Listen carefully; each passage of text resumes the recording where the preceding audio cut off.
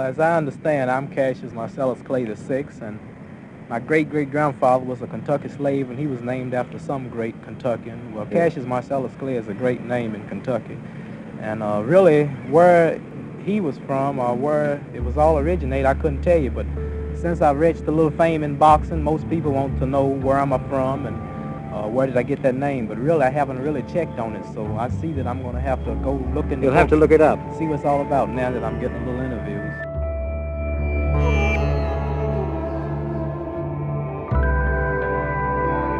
He was born Cassius Clay, became Muhammad Ali, and is widely hailed as one of the greatest and most influential athletes of the 20th century.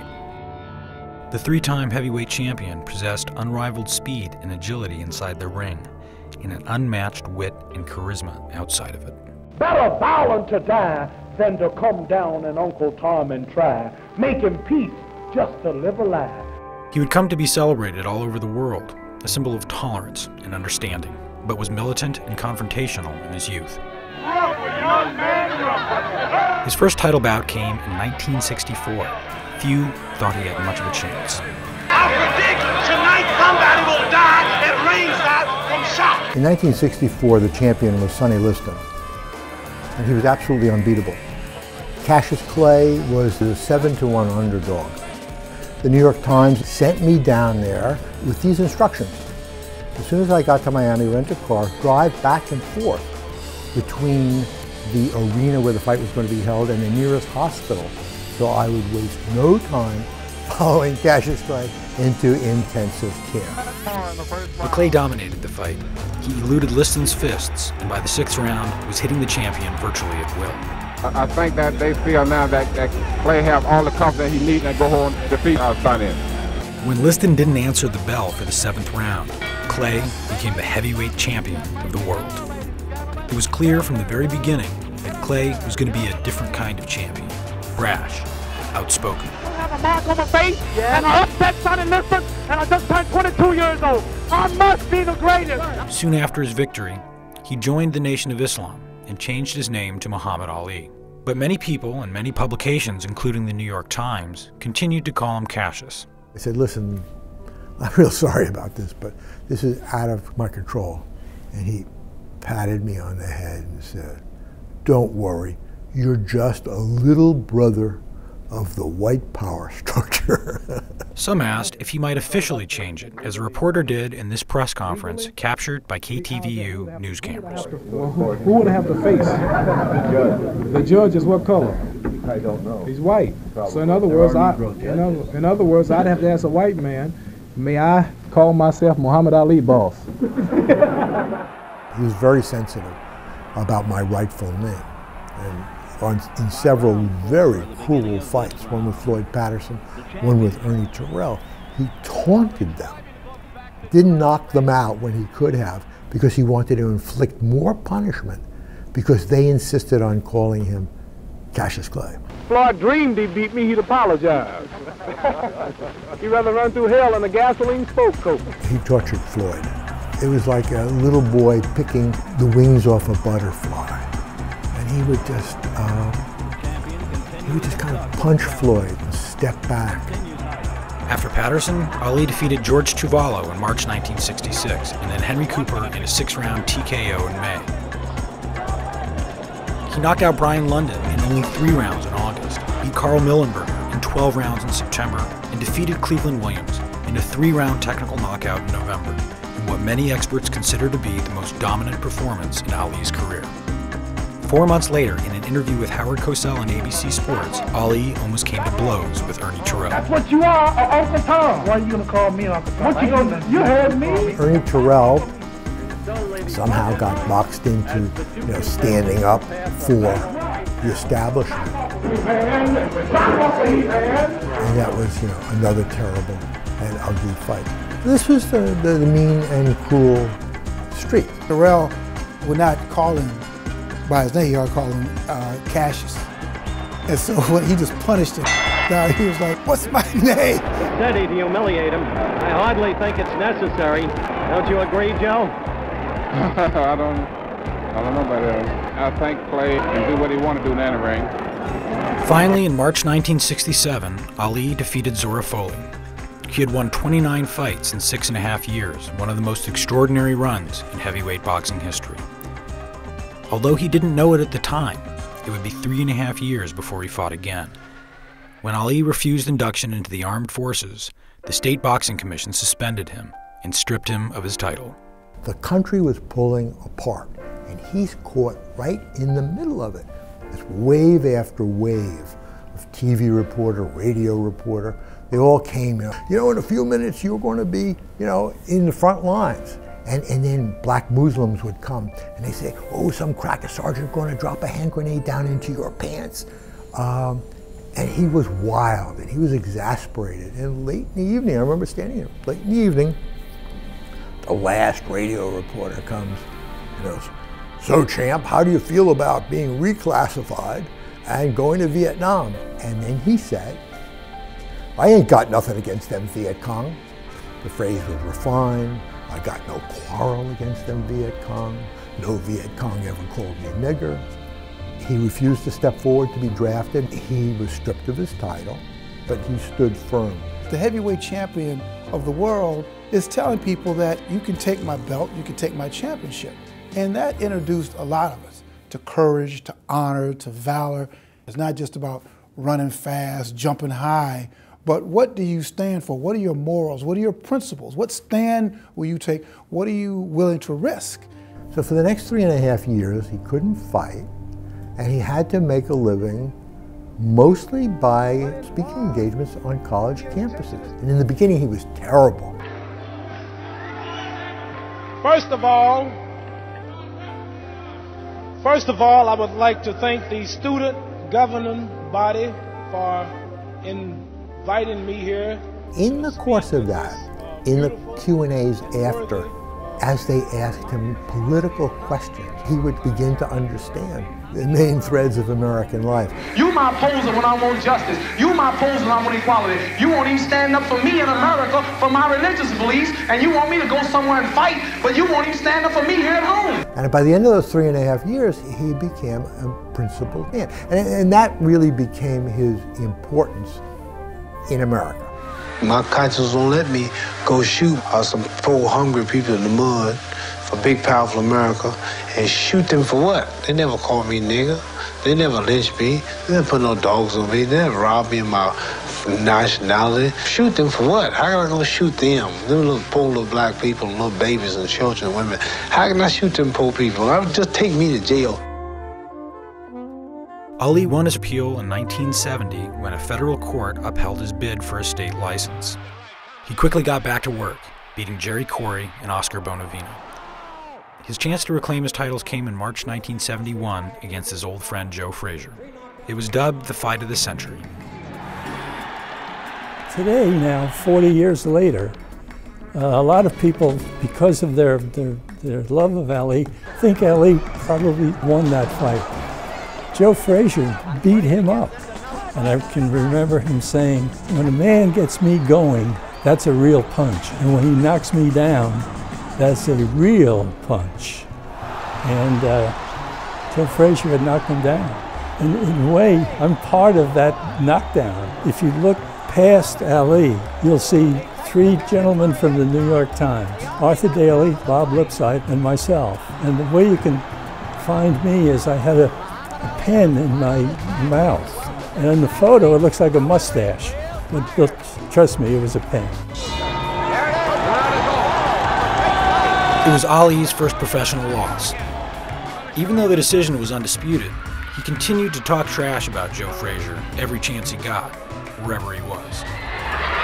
Are you Joe Frazier? Are you Joe Frazier's nephew? Is he related to you? This boy's pretty. This boy ain't ugly. Ali defeated a dethroned Joe Frazier in January 1974, but his next championship bout wasn't until 10 months later when he squared off against George Foreman in a match in Zaire, dubbed the Rumble in the Jungle. Most people, including myself, thought Foreman would demolish him. There were 60,000 people in a soccer stadium yelling, Ali Boumaye. Well, what that meant was Ali, kill him. Ooh, I want to get my soul and my spirit. 100,000 African brothers hollering Ali, Boumaier, and Ali had told them that Foreman was a Belgian. He wasn't, of course, but when they told him that, they wanted to believe it, and Foreman was the enemy. That fight was just masterful. He just blew Foreman's mind. You know, he completely, as much as one competitor could completely turn someone inside out, Ali had completely turned Foreman inside out. He'd back off into the ropes and let Foreman pummel him. And Foreman would just smash his ribs and everything. And finally, Foreman just kind of punched himself out. And Ali threw a right hand in the 8th round. I looked up and Foreman spun and went down and just had no energy to get up. 3 years after he had lost to Frazier. And now suddenly everybody loved him. That's sports. That's the way it works sometimes. This is the most joyous scene ever seen in the history of boxing. Only a few months later, he found himself abroad again, this time in Malaysia, to defend his title against Joe Bugner. They had never had a heavyweight title fight in Kuala Lumpur, and they were making a big thing out of everything, including the selection of the gloves. They brought them in on a pillow. Each fighter tried on his gloves and everything. And then after all the selection, they put them back in the boxes, and then they sealed it. They sealed the boxes with wax from a candle, and they literally were going to put them in a safe inside a jail cell and padlock the cell so nobody could tamper with the gloves. And Ali said, "The gloves are going to jail. The gloves are going to jail. The gloves ain't done nothing yet." Muhammad Ali was fun to be around. He was an entertainer. He was a pleaser. I remember once he had done an exhibition in Florida on a field, on a makeshift ring, and his dressing room was a recreational vehicle. And after his exhibition, he went back to the recreational vehicle and shooed everybody out, looked around the crowd, picked out 3 cute young women, brought them in, sent 2 of them out, door closed, and the rec vehicle began to shake back and forth. The trainer, the PR guy, his masseuse, everybody said, "This is off the record, don't ever write about it, because you'll never talk to him again." But I figured, you know, there were hundreds of people in this field standing around who had seen this. It was a public event. How could you not write about it? So that's how I ended the New York Times Magazine piece. And the editors put the headline on it, "King of All Kings," because he had referred to himself somewhere along the way as King of All Kings. So now it's 6 months later, and they send me down to the movie set of The Greatest, his faux autobiography. The moment I got there, I heard, "Bob!" And he came running over, and he grabbed me and said, "King of all kings, you got that right." He did have this grandiosity about him, and he was a narcissist. And I think there were some dark parts of him which you can't avoid. But perhaps the darkest was kind of a vicious attack on Joe Frazier, calling him an Uncle Tom, you know, calling him a gorilla. I will beat the gorilla in the Thriller in Manila. And later on, ascribing all of this to, wow, we were kind of beating the drum for the box office. Well, somehow that's even worse. He's Uncle Tom. Why do you say that? Don't insist on calling me Clay. Oh, Uncle Tom. I don't like Uncle Tom. Frazier supported Ali's stance on Vietnam, even lent him money when Ali wasn't fighting. But what started as a friendly rivalry in the ring became something altogether different. Frazier was hurt and angry when they faced off for the 3rd time in the Philippines. God, it had to be 100 degrees in that arena. And it was a brutal fight, brutal. I mean, I call it an epic in brutality, and it was. I mean, you couldn't, there was never a slow movement. I mean, the punches were brutal. And also by that time, 4 years after the first fight in the Garden, They were older and slower. They really couldn't get out of each other's way, so every punch landed. It was stopped in the 15th round by Joe Frazier's trainer because his left eye had been closed and he couldn't see Ali's right-hand punches coming, so he stopped it. Even though he thought Frazier was ahead, he stopped the fight because he didn't want Joe to get hurt. One of the first questions, if not the first, somebody said to him, "Muhammad, what a brutal fight. What was it like in that ring?" We'll never forget. All Ali said was, "It was next to death."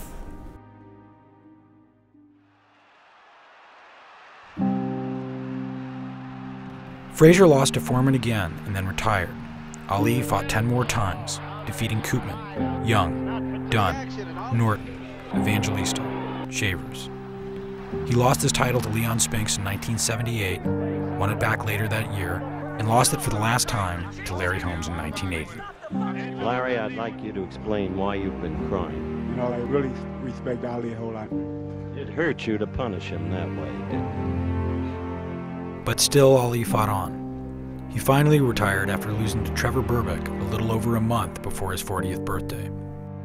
2 years later, Dave Anderson caught up with him before Ali left on a goodwill tour. He was probably a few pounds heavy, so he was going through some training, just light training, but something to get the weight off. That's the first time I noticed that he was slurring his words. And as we all know, that got worse and worse and worse and worse. I mean, it's been a terrible, terrible scene for years with Muhammad. Ali's decline was as rapid as it was dramatic.